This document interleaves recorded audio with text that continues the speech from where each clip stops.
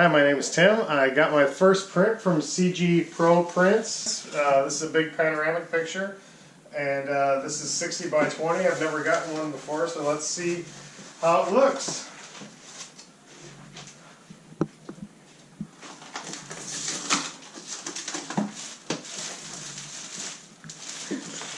Backing looks pretty good and solid. Let's flip it around. Wow, detail looks pretty good. Let's see if I can get the plastic off.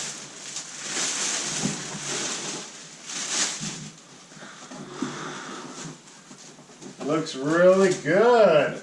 I take panoramic photos. This one was 21 images, and they said that this is best viewed at about 3 feet away. So this is 60 by 20. And this was 150 DPI. Can you imagine something like this on your wall? And if you see the corners here on the back, how they put a nice backing on it, it's ready to hang. So, looks great. I'm really happy with it.